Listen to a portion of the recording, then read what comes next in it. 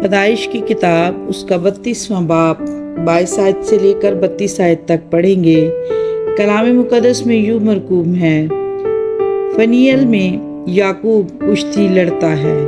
وہ اسی رات اٹھا اور اپنی دونوں بیویوں، دونوں لونڈیوں اور 11 بیٹوں کو لے کر ان کو یبوک کے گھاٹ سے پار اتارا اور ان کو لے کر ندی پار کرائی اور اپنا سب کچھ پار بھیج دیا، اور یعقوب اکیلا رہ گیا اور پو پھٹنے کے وقت تک ایک شخص وہاں اس سے کشتی لڑتا رہا۔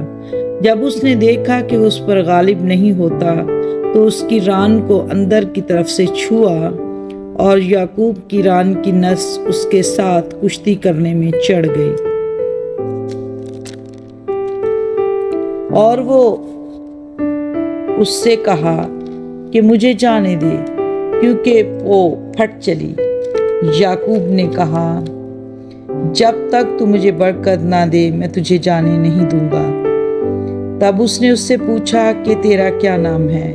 اس نے جواب دیا، یعقوب۔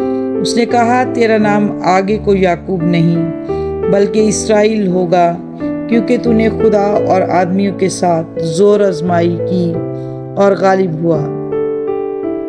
تب یعقوب نے اس سے کہا کہ میں تیری منت کرتا ہوں کہ تو مجھے اپنا نام بتا دے۔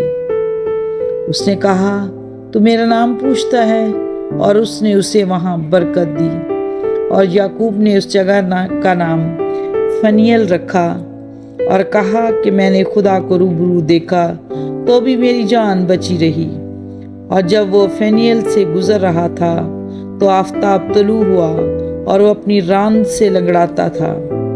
اسی سبب سے بنی اسرائیل اس نس کو جو ران میں اندر کی طرف ہے آج تک نہیں کھاتے، کیونکہ اس شخص نے یعقوب کو ران کی نس کو جو اندر کی طرف سے چڑھ گئی تھی چھو دیا تھا۔